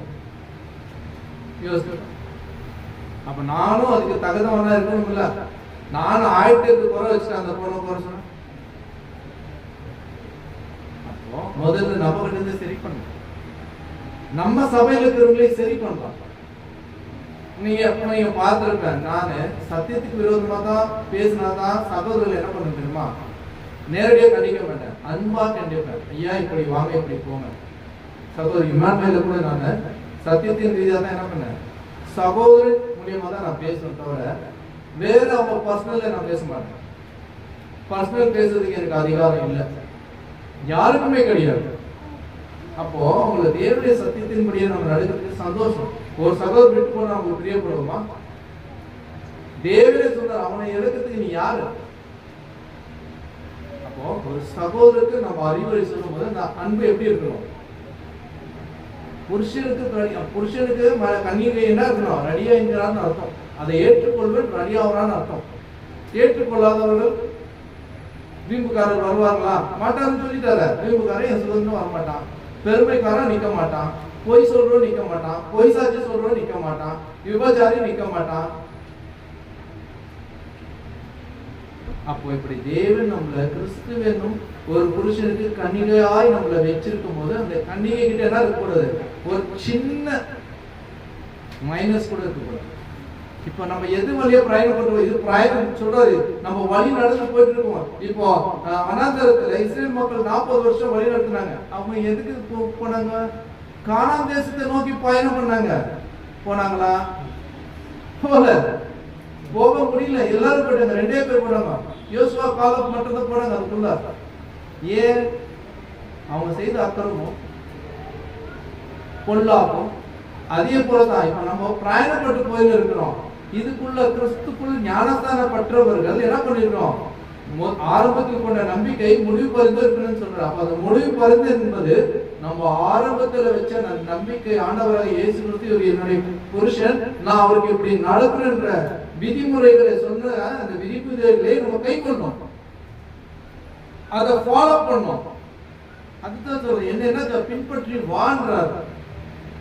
வேற யாருன்னா சொன்னாரா? குமாரபுர சத்தியன் அவர் பின்பற்ற சொல்லியிருக்கிறாரா? இயேசு கிறிஸ்துவை பின்பற்ற சொல்லியிருக்கிறாரா? ஆண்டவராகிய இயேசு கிறிஸ்துவை தான் பின்பற்ற. அப்போஸ்தலனாகிய பவுலும் சொல்றாரு, ஆண்டவராகிய இயேசு கிறிஸ்துவை பின்பற்றது போல என்னை பின்பற்றி தேவனையும் பின்பற்றுங்கள். அருமையா சொல்றேன். அதே போலதான் சொல்றேன். இப்போ ஆண்டவராகிய இயேசு கிறிஸ்துவை நம்ம பின்பற்றோம்னா அந்த திரை வழியா வர நம்மள கண்காணிச்சுட்டு இருக்கிறார். நமக்கு ஒரு ஆசிரியர் உண்டு, தெளிவா சொல்றாரு. அப்ப நம்ம இந்த தெளிவுபடுத்துகிற நாம தேவனுக்குள்ள எப்படி இருக்கு? தொடர்ந்து எபேசியர் 5:2 சொல்லி முடிக்கிறேன். எபேசியர் 5 முன்னாடி இருக்கு, இதுக்கு பின்னாடி. எபேசியர் 5ஆம் அதிகாரம் 27ஆம் வசனத்தை கவனிங்க. இப்ப எப்படி இருக்குன்னு சொல்றாருன்னா, கரை திரை முதலானவைகள் ஒன்றும் இல்லாமல் பரிசுத்தமும் பிழையற்றதுமான மகிமையுள்ள சபையாக அதை தமக்கு முன் நிறுத்திக் கொள்வதற்கு தம்மை தாமே ஒப்பு கொடுத்தார். இந்த சபை எப்படி நிக்க சொல்றாரு? கரை திரை ஒன்றும் இல்லாத தம்மை தாமே ஒப்பு கொடுத்தார். அவரே என்ன பண்ணார்? ஒப்பு கொடுத்தார். இந்த சபையை எப்படி நிக்க சொல்றாரு? கரை திரை ஒன்றும் இல்லாத அவருக்கு முன்னால நிக்கணும். அந்த மார்க்கத்து வழியா வரும். அந்த மார்க்கத்து வழியா வருது மட்டுமே சொல்றாரு. கரை திரை ஒன்றும் இருக்கக்கூடாது. நம்ம மேல ஒரு சின்ன என்ன இருக்கக்கூடாது? ஒரு வார்த்தைக்குள்ள பிழை இருக்கக்கூடாது. ஒருத்தன் கை நீட்டி சொல்லக்கூடாது. கிறிஸ்துவ சபையாருன்னா இவங்களா? நான் கேட்கிறேன், காது கொடுத்து கேட்க முடியல, அப்படி பேசுறாங்க. ஒரு வார்த்தைக்கு ஒரு வார்த்தை விட்டு கொடுக்குறது. ஒரு கணவர் ஒரு எக்ஸ்ட்ரா வார்த்தை சொல்லிட்டா 5 வார்த்தை பேசுறாங்க. மனைவி 5 வார்த்தை பேசுறாங்க. கேட்டா நான் கிறிஸ்துக்குள்ள இருக்க, இதுல ஸ்தோத்திரம் வேற. அதே ஒரு கணவர் கீழ்ப்படின்னு சொல்றாரு. அதுக்காக கணவர் இஷ்டத்துக்கும் போவானான்னு சொல்ல, அது சொந்த மாம்சத்தை அதே என்ன சொல்றாரு? பாவி உன் சொந்த மாம்சம் சொல்றாரு. அதுக்காக நீ ஆண்டு கொள்ளுன்னு என்ன பண்ண? இஷ்டம் வந்த மாதிரி ஆண்டு கொள்ள முடியாது அப்படின்னு சொல்றாரு. அப்போ இது என்ன இல்ல, நமக்குள்ள அண்டர்ஸ்டாண்டிங் இல்ல. இப்போ நீ ஏன் இந்த மாம்சத்துக்குள்ள அண்டர்ஸ்டாண்டிங் சொன்னா, கிறிஸ்துக்கும் நமக்கும் அப்படின்னா ஒரு அண்டர்ஸ்டாண்டிங் இல்லை. புருஷனுக்கும் மனைவி அண்டர்ஸ்டாண்டிங் தான், பிரச்சனையே இருக்காது. பாருங்க, சரியா வராது. இப்போ ஒரு பொருளை தங்க வெய்மான்னு சொன்னாக்கா வச்சுட்டா போச்சு, ஏன் நீ வந்து எடுத்து வைக்க கூடாதா? அப்ப ஸ்டார்ட் ஆகும். அதுதான் இப்ப ஆண்டவருக்கு இயேசு கிறிஸ்து இதை செய்யாதப்பா, சரிங்க ஆண்டவர், கொஞ்சம் கொஞ்சமா விட்டுடலாம். இப்ப நமக்குள்ள என்ன பிரச்சனை வரும்? ஏன் அவரு செய்யறாரு, நான் செய்யக்கூடாது ஆண்டவரே? நம்ம மனசுல பேசிக்கிறது. அந்த சகோதரி செய்யறாங்க, நான் செய்யக்கூடாதா? நம்ம ஒன்றும் செய்யக்கூடாதுன்னு சொல்றாரு. அருமையா சொல்றாரு சத்தியம். ஊழியக்காரியம் மற்றொன்று பின்பற்ற சொல்ல, ஆண்டவராகிய இயேசு கிறிஸ்துக்காக நம்ம நியமிக்கப்பட்டிருக்கிறோம். அந்த நியமிக்கப்பட்ட கனிக்கு எப்படி இருக்கணும்னா இப்படி இருக்கணும்னு சொல்ற. கரை திரை ஒன்றும் இருக்கக்கூடாது. அந்த சபை எப்படி அவருக்கு முன்னால நிற்கும்? 2ஆம் வருகை வருதுங்க. அந்த வருகைக்கு முன்னாடி நீ எப்படி நிக்கணும்? அந்த கரை திரை ஒன்றும் இல்லாத சபையை அப்படியே எடுத்து அவர் கையில கொடுக்கணும். அப்படிப்பட்டவர்களாய் வாழும். அதுக்காக தான் முயற்சி எடுத்துட்டு இருக்கோம். நான் உத்தமன் சொல்ல, இங்க இருக்கிறவங்கெல்லாம் நம்ம எல்லாம் உத்தமன் சொல்ல, நம்ம இருக்கிற குறைகள் போயிடும். இப்ப பிரயாணம் போட்டு போயிட்டு இருக்கோம். அந்த பிரயாணத்துல எந்த ஒரு தடை தான் இருக்கும். ஒரு பெரிய கல் வந்துச்சு போவது இருக்குமா? ஒடிச்சு தள்ளி எவ்வளவு முடியுமோ அவர் அந்த ஒடிக்கிறவருக்கு பாதி பேர் செத்து போயிடுவான், நல்லா போயிடுவோம். ஒடிச்சிட்டு வழி போறவரும் போயிட்டு இருக்க வேண்டியதுதான். நமக்கு அந்த கல் என்பது ஆபத்து, நமக்கு வர பிரச்சனைகள் தான். அதுதான் வழியில சொல்றோம். அப்போ அந்த நம்ம வேறுபாதையும் போக முடியாது, அந்த வழியை சீர் பண்ணிட்டு தான் போகணும். அப்போ அந்த கிறிஸ்துவின் கனிகை எப்படி இருக்கணும்னு சொல்லிட்டாரு எபேசியர் புத்தகத்துல 5:27, கரை திரை ஒன்றும் இருக்கக்கூடாது. அது சபையை குறிக்கிறார் பாருங்க. சபை தான் மனவாட்டி, சபை என்பது மனைவாட்டி. மனைவாட்டி என்றால் என்னது? கற்புள்ள கன்னிகை. மனைவாட்டி என்பது பொண்டாட்டி. அப்படிதான் இங்க சொல்றாரு. தொடர்ந்து ரோமர் எழுதுற புஸ்தகத்தை இருப்பீங்க, கடைசியா ஒரு வசனம் சொல்லி முடிக்கிறேன். ரோமர் 13ஆம் அதிகாரம்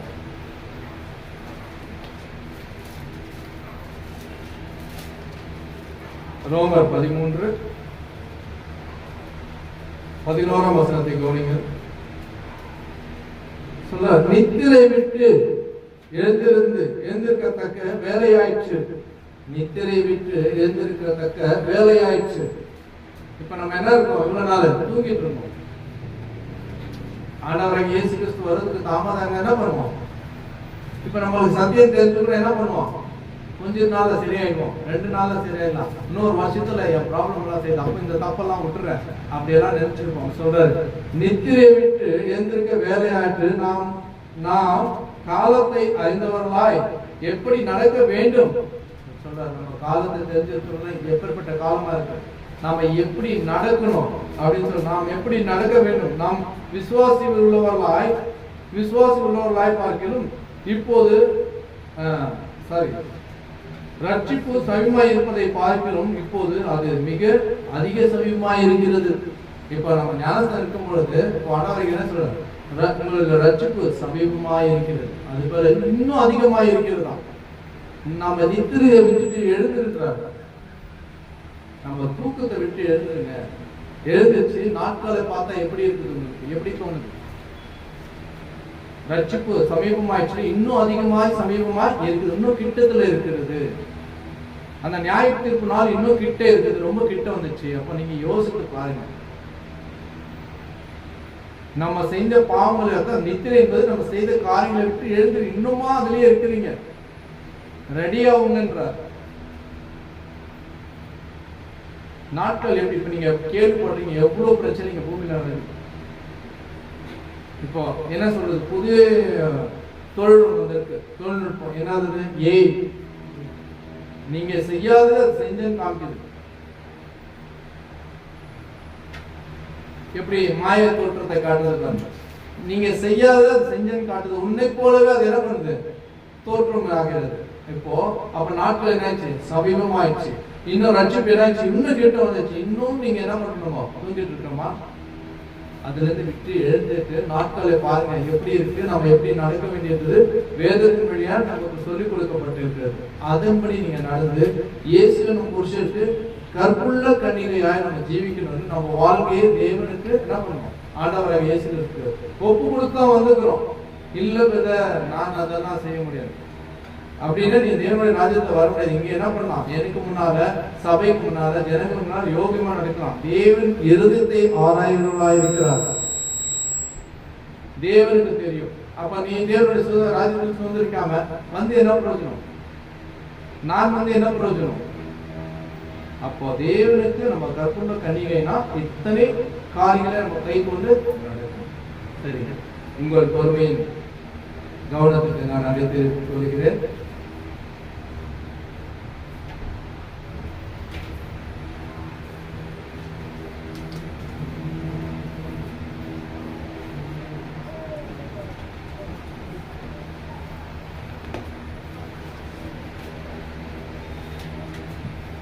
தேவ செய்தி கொடுத்த சகோதரருக்காக கிறிஸ்து சபை மூலியமாய் நன்றி செலுத்துகிறோம். மெசேஜ் ரொம்ப உற்சாகமான வார்த்தைகளை அவர் சொன்னார். இயேசு கிறிஸ்து மனவாளனா இருக்கிறார், நாம் மனவாட்டியா இருக்கிறோம். அவர் என்ன எதிர்பார்க்கிறார்னா, நம்ம ஒரு பரிசுத்தமான ஒரு மனுஷனா இருந்தாதான் நம்ம பரலோகத்துக்கு போக முடியும். ஆராய்ந்து பார்த்த பிறகுதான் அந்த பெண் நம்ம தேர்ந்தெடுப்போம். அந்த பெண்ணுடைய வாழ்க்கை எப்படி இருக்கிறது பார்த்து தான் நம்ம அந்த பெண்ணை நம்ம தேர்ந்தெடுப்போம். அதே போலதான் நம்முடைய எண்ணத்தை ஒரு ஆராய்ந்து பார்த்து பரிசுத்தமான ஒரு வாழ்க்கையா வாழ்ந்து பிறகுதான் நம்ம அவர் பரலோகத்துக்கு நம்மளை கொண்டு போய் விடுவாங்க. என் சகோதர சகோதரிகளே, உச்சமான வார்த்தை கொடுத்த உமர்வதற்காக கிறிஸ்து சபை மூலியமாய் நன்றி செலுத்துகிறோம்.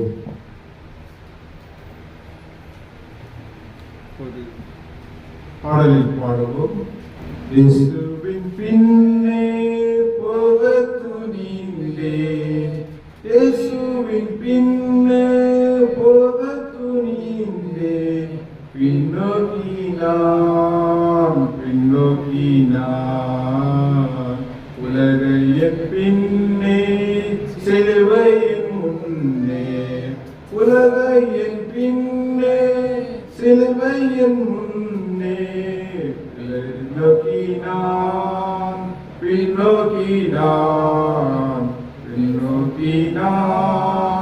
பின்னோக்கினான் இயேசுவின் ஆசை சீயோனின் வாஞ்சை, இயேசுவின் ஆசை சீயோனின் வாஞ்சை,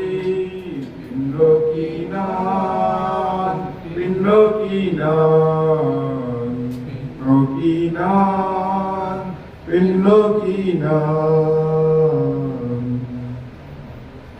ஜோசப் பெரியவர்படி கேட்கிறார். இயேசு கிறிஸ்து நாமத்தினாலே உங்கள் அனைவருக்கும் வாழ்த்துக்களை தெரிவித்துக் கொள்கிறேன். நாம் கர்த்தரின் பந்திக்குள்ளாக கடந்து செல்வோம். தேவன் நமக்காக தம்முடைய ஒரே பேரான குமாரனை கொடுத்து இவ்வளவாய் அன்பு செய்தார். ஒரு 2-3 வசனங்களை வாசித்துட்டு நம்ம கர்த்தரின் பந்திக்குள்ளாக கடந்து செல்வோம். எஸ்ரா, பழைய ஏற்பாட்டில் எஸ்ரா 9ஆம் அதிகாரம் 13வது வசனத்தை நம்ம வாசித்து கேட்போம். இப்பொழுதும் எங்கள் தேவன் பொல்லாத செய்கைகளினின்றும் எங்கள் பெரிய குற்றத்தினின்றும் இவைகள் எல்லாம் எங்கள் மேல் எங்கள் அக்கிரமத்துக்கு தக்க ஆக்கனை எங்களுக்கு இடமில்லாமல் எங்களை இப்படி தப்பிவிட்டு இருக்கிறாயில். அவனா எங்க என்ன வசனம் இது சொல்லுதுன்னா, நாம செஞ்ச அக்கிரமங்களும் பாவங்களும் தேவனுக்கு முன்பாக எப்படி இருக்குமா, பயங்கர கோபமா அவர் நம்மளை அக்கினியில அழிக்கும்படி அப்படி ஒரு கோபமா இருக்கு. ஏன்னா நம்ம நிறைய சிறு வயதில் முதல் கொண்டு பாவங்கள் செய்து வந்திருக்கோம். அது என்ன சொல்றாரு பாருங்க, இப்பொழுது எங்கள் தேவனே எங்கள் பொல்லாத செய்கைகளினாலும் எங்கள் பெரிய குற்றத்தினாலும் இவைகள் எல்லாம் எங்கள் மேல் வந்தும். இப்ப என் மேல இவ்வளோ பாவம் இருக்கு, இவ்வளோ குற்றம் இருக்கு, இவ்வளோ பொல்லாத செய்கைகள் இருக்கு, இதெல்லாம் தேவனுக்கு தெரியும். தெரிஞ்சும் தேவரீர் எங்கள் அக்கிரமத்திற்கு தக்க ஆக்கினியை. அப்ப என்ன சொல்றாருன்னா, நாம செஞ்ச பாவத்துக்கு நமக்கு ஆக்கினி தீர்ப்பு தான், நம்ம நித்திய ஜீவனுக்கு போக முடியாது. அப்ப அந்த ஆக்கினி தீர்ப்புக்கு தான் வச்சிருக்கிறாரு. ஆனா தேவனுடைய அன்பு பாருங்க எப்படி இருக்கு, எங்களுக்கு இடாமல். அப்போ எங்களை இப்படி தப்பு விட்டு இருக்கையில், அப்ப அதுல இருந்து நம்ம தப்பு வைக்கிறாரு. தப்பு வைக்கிறதுக்கு ஒருத்தர் தேவை. யாருன்னா நம்ம மீட்பராகிய இயேசு கிறிஸ்து. நம்ம அப்படியே தேவன் இடத்துல போயிடக்கூடாது, ஏன்னா நம்ம அசுத்தமா இருக்கும். நம்ம இருதயம் ஒவ்வொரு நாளும் என்ன ஆயிடும், சில காட்சிகளும் சில ஒரு ஆசைகளும் நம்ம இருதயத்தை அசுத்தப்படுத்தினே இருக்கும். அப்ப அதை சுத்தப்படுத்தினா தேவனுடைய வார்த்தை தான். தினந்தோறும் அதை என்ன பண்ணணும், வாசிக்கணும். அப்பதான் நம்ம இருதயத்தை அது சுத்தப்படுத்தும். பாருங்க, அதே எஸ்ரா 9ஆம் அதிகாரம் 14வது வசனத்துல அதே எஸ்ரா வீணாக்கவும் இந்த ஜனங்களோடு சம்போதங்களாலும் நமக்கு அப்படி செய்தால் ஆ. எங்களில் ஆ. ஒருவரும் மீந்து போகாதபடிக்கு தேவரே நிர்மூலமாக்க மட்டும் எங்கள் மேல் கோபமாயிருப்பீரோ அல்லவோ? அல்லவோ சாரி என்ன சொல்றாருங்க? கோபமாயிருப்பீர் அப்போ நம்ம தினந்தோறும் நம்ம ஆத்மா தினந்தோறும் அழுக்காகுதுங்க. நம்ம வாரத்தின் முதல் நாள் வசனத்தை கேட்டு அதை கீழே இறங்கி போய் மற்ற காரியங்களை பார்க்கும் போது அது எல்லாமே நம்மள அந்த ஆவிக்குரிய விஷயத்துல அசுத்தமாகும். அப்ப இங்க என்ன சொல்றாரு பாரு, நாங்கள் உமது கற்பனைகளை வீணாக்கவும் இந்த அருவருப்புகளுள்ள ஜனங்களோடு. அப்போ உலகத்துல எத்தனையோ பேரு தேவனை அறிந்து கூட பாவத்தை செஞ்சுன்னு இருக்கிறாங்க. அப்போ அவங்க சொல்றாங்க, அருவருப்புகளுள்ள ஜனங்களோடு சம்பந்தம் கொள்ளுவோம் தகுமோ? அப்படி செய்தால் உலகத்தின் வழிபாடுகளுக்கு நம்ம செவி கொடுத்தால் எங்களில் ஒருவரும் மீண்டு தப்பாதபடிக்கு தேவரீர் எங்களை நிர்மூலமாக மட்டும் எங்கள் மேல் கோபமாயிருப்பீர் அல்லவோ? அப்ப நம்மளுடைய தேவன் நம்ம உலகத்தின் வழிபாடுகள்ல கலந்து கொண்டு அவங்களும் பாவம் செய்யறாங்க, நாமளும் அது என்ன பண்றாங்க செய்யலாம், தேவன் மன்னிச்சிடுவார்னா அவர் என்ன பண்றாங்க, கோபமாய் இருப்பார். அவர் ரொம்ப கோபமா இருக்கிறார், உக்கிர கோபம். சரி, இத்தனை பாவங்கள் செஞ்சோம் நமக்காக அவரு ஒரு அன்பை வெளிப்படுத்துறாரு. பாருங்க, எபிரியர் 9ஆம் அதிகாரம், புதிய ஏற்பாடுல எபிரியர் 9ஆம் அதிகாரம் 12வது வசனம். அந்த காலத்துல செய்த ஒரு காரியமும் கிறிஸ்துவோடைய அன்பு எப்படி இருக்குது பாருங்க. 12 வெள்ளாட்டுக்கடா,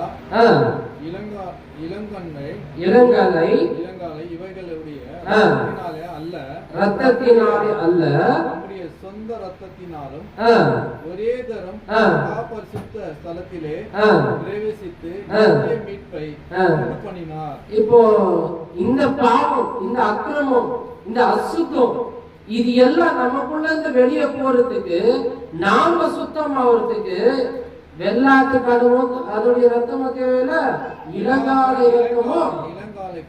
அப்ப அந்த ரத்தமும் தேவை. இப்போ தேவனுடைய குமாரன் தான், அவருடைய ரத்தத்தினாலதான் நம்ம என்ன இருக்கிறோம், சுத்தமா இருக்கிறோம். இந்த சுத்தமானத மறுபடியும் அசுத்தப்படுத்தக்கூடாது. நிறைய பேர் என்ன நினைப்பாங்கன்னா, இந்த அப்பமும் திராட்சை ரசம் எடுக்கும் போது நம்ம செய்த பாவம்லாம் மன்னிச்சுடுவாரு. இது பாவ மன்னிப்புக்கு என்ற அப்ப திராட்சை ரசம் கிடையாது. ஏன்னா பாவ மன்னிப்புன்னு ஒரே தடவை தான் நம்ம ஞானஸ்தானம் அடைகிறோம். இங்க தேவகுமாரனை நினைவு கொள்ளும்படி, அவர் சிந்தின ரத்தம் மாம்சம் எதுக்கு நினைவு கொள்ளும்படிதான் இந்த பங்கு பெறுவோம். நம்ம பாவத்தை செஞ்சுட்டு மறுபடியும் இதுல கை கொள்ளக்கூடாது. அதுக்குதான் அவர் சொல்ற, வெள்ளாட்டுக்கடா இளங்காலை இவைகளோட ரத்தத்தினால் அல்ல, தம்முடைய சொந்த ரத்தத்தினாலும் ஒரே தரம் மகா பரிசுத்த, ஒரே வருஷத்தான் ஞானஸ்தானம், அதுலதான் நம்ம பரிசுத்தமாகிறோம். பரிசுத்த ஸ்தலத்திலே பிரவேசித்து நித்திய மீட்பை உண்டு பண்ணினார். நித்திய மீட்பு உண்டு பண்ண அந்த இயேசு கிறிஸ்துவின் வார்த்தைகளை தினந்தோறும் நம்ம அழுக்கான இருதயம் தினந்தோறும் அழுக்காகுதுதான், அதை சுத்தப்படுத்துறதுக்கு இவருடைய வசனம் தான் தேவை. அப்ப நாம இப்படியாப்பட்ட வார்த்தைகளை கை கொண்டு தேவனுடைய குமாரனின் கர்த்தரின் பந்தியில கை கொள்ளும்போது அது முழுமையான ஒரு கர்த்தரின் பந்தியா இருக்கும். இப்ப பாவ மன்னிப்புக்காக இங்க இதுல கையிடுறதுல நம்ம கர்த்தரின் பந்திக்குள்ளாக கடந்து செல்வோம். அனைவரும் எழுந்து நிற்போம்.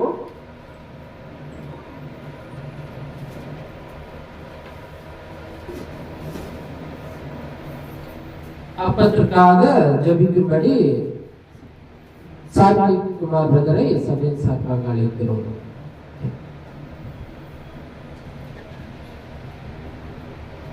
ஜெபிக்கலாம்.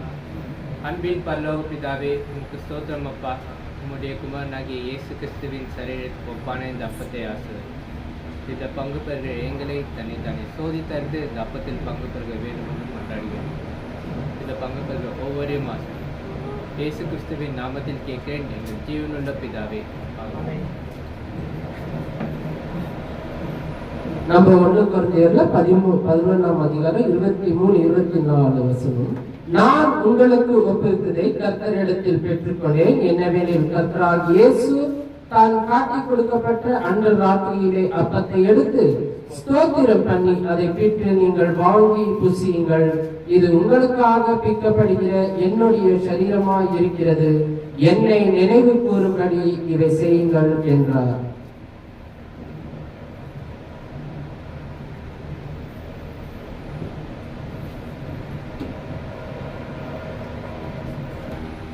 இயேசு கிறிஸ்துவின் ரத்தத்துக்கு ஒப்பாக இந்த திராட்சை ரசத்துக்காக நாம் வின்சென்ட் பிரதர் ஜெபித்து தரும்படி சபையின் சார்பாக அழைக்கிறோம்.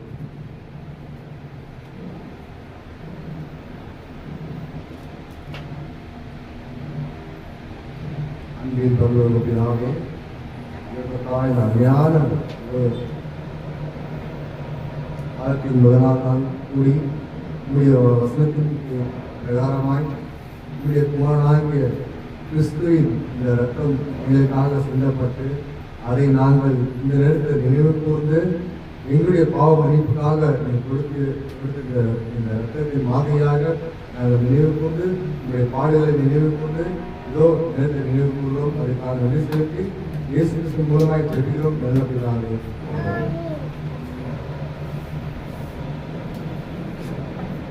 போஜனம் பண்ணிய பின்பு அவர் அந்தபடியே பாத்திரத்தை எடுத்து, இந்த பாத்திரம் என் ரத்தத்தினாலாகிய புதிய உடன்படிக்கையாக இருக்கிறது, நீங்கள் இதை பானம் பண்ணும் போதெல்லாம் என்னை நினைவு கூறும்படி இதை செய்யுங்கள் என்றார்.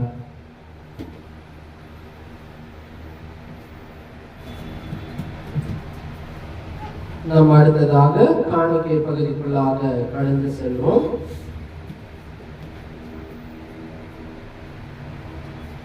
நம்ம ஒரு வசனத்தை வாசிச்சுட்டு இந்த காணிக்கை பகுதிக்குள்ளாக கடந்து செல்வோம். மத்தேயு 6ஆம் அதிகாரம் 1-2 வசனங்களை நாம் வாசிக்க கேட்போம். மத்தேயு 6ஆம் அதிகாரம். அவர்கள் மனுஷன் காண வேண்டும் என்று அவர்களுக்கு முன்பாக உங்கள் தர்மத்தை செய்யாதபடிக்கு எச்சரிக்கையா இருங்கள். செய்தால் பரலோகத்தில் இருக்கிற உங்கள் பிதாவினிடத்தில் உங்களுக்கு பலன் இல்லை. ஆகையால் நீ தர்மம் செய்யும் போது மனுஷன் புகழ்படுவதற்கும் மாயக்கார ஆலயங்களில் வீதிகளிலும் செய்வது போல உனக்கு முன்பாக தரையிலே ஊதுவியாக அவர்கள் ஊதினாலே அவர்கள் சாட்சி பட்சிக்கிற ஓநாய்கள்.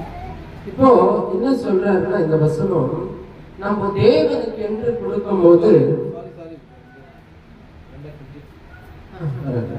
ஊதிவிடாதே, அவர்கள் தங்கள் பலனை அடைந்து தீர்ந்தாயிற்று, மெய்யாகவே உங்களுக்கு சொல்லுகிறேன். தேவனுக்கு கொடுக்கும் போது இருதயம் முதல்ல காசு பல காணிக்கைன்றது காசு கிடையாது, பொருட்களை தான் கொண்டு வந்து கொடுப்பாங்க. பழைய ஏற்பாடுல அவங்களுடைய நகை ஏதாவது பொருட்கள் எடுத்துட்டு வந்து தருவாங்க. ஆனா இன்னைக்கும் காசுன்றது காணிக்கைன்றது காசு கிடையாது. முதல் நம்ம இருதயத்தை தேவனுக்கு கொடுக்கணும், அது மிக முக்கியம். இது தேவனுடைய காரியத்துக்கு சபையுடைய வளர்ச்சிக்கு காணிக்கைன்றது காசு மூலியமாகவும் கொடுக்கலாம், காசு இல்லைன்றது பொருள் மூலியமாக கொடுக்கணும். ஆனா கொடுப்பது தேவனுக்கு என்று கொடுக்கணும், அது மிக முக்கியமா பார்க்கிறாரு. ஏன்னா மனுஷர் காண வேண்டும் என்று அவர்கள் முன்பாக உங்கள் தர்மத்தை செய்யாதபடிக்கு எச்சரிக்கையாக இருங்கள். நான் சபைக்கு செஞ்சுட்டேன், சபைக்கு இதை பண்ணிட்டேன், சபைக்கு இவங்களுக்கு இப்படி கொடுத்துட்டேன், இந்த மாதிரி நம்ம சொல்லிக்க கூடாதா? ஏன்னா மனுஷன் முன்பாக நம்ம சொல்லும் போது தேவன் அதை அங்கீகரிக்கவே மாட்டார். இதுதான் மிக முக்கியமான ஒரு காரியம். தேவனுக்கு என்று செய்வது நம்மளுடைய பலத்தினால் அல்ல, அவர் நம்மளுக்கு கொடுத்த அந்த பலத்தினாலதான் நம்ம கொடுக்கிறோம். இல்லைன்னா நம்ம கிட்ட எதுவுமே இருக்காது. அதனால சபையுடைய வளர்ச்சிக்காகவும் திக்கேற்ற பிள்ளைகளுக்காகவும் விதவைகளுக்காகவும் இந்த காணிக்கை என்று உதவியாக இருக்கும்படி நாம் தேவனுக்கு என்று கொடுப்போம். காணிக்கை பகுதிக்குள்ளாக கடந்து செல்லும். காணிக்கைக்காக ஜெபித்து தரும்படி ராஜன் பிரதரை சபையின் சார்பாக அழைக்கிறோம்.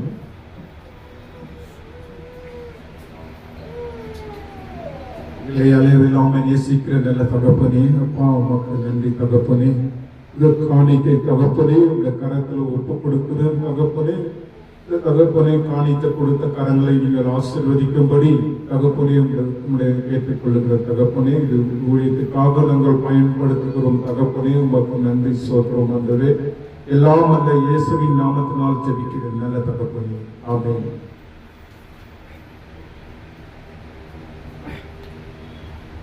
நம்ம அறிவிப்புகளாக கடந்து செல்வோம்.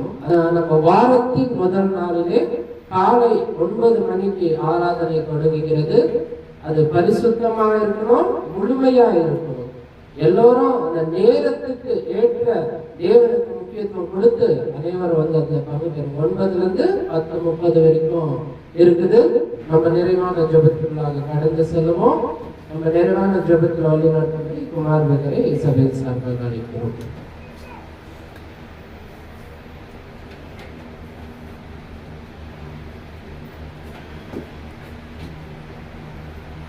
தலைகளை தாழ்த்தி ஜெபிப்போம்.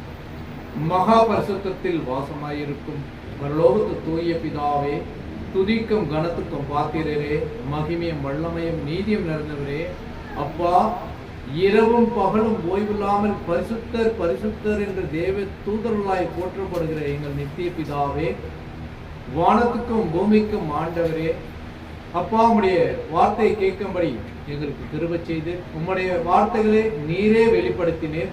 அந்த வார்த்தைகளை கேட்ட நாங்கள் ஒவ்வொருவரும் எங்கள் இருதயத்தின் பழைய எழுதி வைத்துக் கொண்டு ஆண்டவரே உமக்கு கற்புள்ள கன்னிகையாக நாங்கள் நடக்கும்படி எங்கள் நடக்கையை உம்முடைய சமூகத்தில் ஒப்புவிக்கிறோம். எங்களுடைய பொல்லாத காரியங்களும் பொல்லாத யோசனைகளும் பொல்லாத பாவ இச்சை கண்களும் எங்களை விட்டு அகனபடி செய்ய வேண்டும் என்று எங்களை தாழ்த்து உயர்த்தி கெஞ்சுகிறோம். அப்பா எங்களை வழிநடத்துகிற பரலோகத்து பிதாவே, எங்கள் வழிகள் அநேக பொல்லாப்புகள் எங்களை சூழ்ந்தாலும் அப்பா உம்முடைய தூதர்களை கொண்டு அதை இலக்குவாக ஆக்கி எங்களை வழிநடத்த வேண்டும் என்று எங்களை தாழ்த்தி உயர்த்தி கெஞ்சுகிறோம். நாங்கள் பாவப்பட்ட மக்கள் என்று நீர் அறிந்து எங்கள் பாவங்களை நீக்கும்படி உம்முடைய பரிசுத்த குமாரனை இந்த பூமிக்கு அமிச்சு எங்கள் பாவங்களை நிவர்த்தி செய்து உமக்கு கோடான கோடி நன்றி ஆண்டவரே. நாங்கள் மீண்டுமாக அந்த பாவசேத்தில் விழாதபடி எங்களை பாதுகாத்துக் கொள்ள வேண்டும் என்று எங்களை தாழ்த்தி உயர்த்தி கெஞ்சி மன்றாடுகிறோம். வந்திருக்கிற ஒவ்வொரு சகோதர சகோதரியும் பேர்க்காக கொடுத்து அப்பா அவர்கள் ஆசீர்வதித்து எங்கள் தேவைகளை என்னதென்று நீர் அறிந்திருக்கிறீர். உம்முடைய தேவை உம்முடைய அன்பை மற்றவர்களோடு பகிர்ந்து கொள்ளாமல் உமக்கு ஒன்றும் பிரியமில்லை என்று சொல்லியிருக்கிறீர். அதை நாங்கள் ஒவ்வொருவரும் கடைபிடிக்க எங்களை பலப்படுத்த ராஜா. விசேஷமாக சிறு பிள்ளைகளுடைய கருத்தில் கொடுக்கிறோம். இந்த சிறுவயது முதல் உடைய வார்த்தை கேட்கும்படி அவர்கள் கிருபை செய்து அவர்கள் வளர்ந்து உம்மை மகிமைப்படுத்துகிற பாக்கியத்தை பிள்ளைகளுக்கு தாரும் ராஜா. விசேஷமாக வாலிப பிராச பிள்ளைகளையும் உடைய கருத்தில் கொடுக்கிறோம். வாலிப பிராசத்தில் ஒரு சிருஷ்டிகரை நினைன்ற வார்த்தைகள் பிள்ளைகள் நினைவு கூர்ந்து அவரை மகிமைப்படுத்தும்படி அவர்கள் கிருபை செய்தேவனே. உலகம் முழுவதும் ஆதாயப்படுத்தினாலும் தன் ஆத்மாவை நஷ்டப்படுத்தினால் அவனுக்கு லாபம் ஒன்றும் இல்லை என்று சொல்லியிருக்கிறேன். அப்பேற்பட்ட வார்த்தை வாலிப பிராச பிள்ளைகள் நினைவு கூறும்படி செய்கிறாஜா. விசேஷமாக நீர் படைத்த உலகத்தில் இருக்கிற எல்லா மக்களும் உடைய பாதப்படியில் ஒப்புவிக்கிறோம். அவர்களுக்கு தேவையான உடுத்த உடையும் உணவும் தந்தர வேண்டும் சமத்தை நோக்கி கெஞ்சி மன்றாடுகிறோம். திக்கற்றுள்ளும் அனாதிகளும் விதவிகளும் குருடர்களும் சௌடர்களும் சப்பானிகளும் பிணியாரியும் எல்லோரும் உடைய பாதப்படியில் ஒப்புவிக்கிறோம் ராஜா.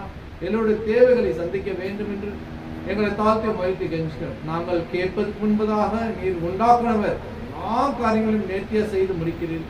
கேட்டு பெற்றுக்கொள்ளுங்கள் என்று சொல்லியிருக்கிறீர். எங்கள் வேண்டுதல் விண்ணப்பம் உடைய பாதப்படையில் இருக்கிற தேவனே நீர் ஒருவரை மகிம்படுவீராக. விசேஷமாக எங்கெல்லாம் யுத்தம் நடக்கிறதோ அங்கெல்லாம் சமாதானத்தை காணபடி நீர் செய்வீர். நீர் சமாதானத்தை ராஜா என்பதை நாங்கள் நம்பியிருக்கிறோம் ராஜா. இந்த செபத்தையும் இந்த விண்ணப்பத்தையும் உங்களுடைய ஒரே பேரான ஆண்டவராகிய இயேசு கிறிஸ்து மூலமாக ஏறெடுக்கிறோம் நல்ல பிதாவே. ஆமென்.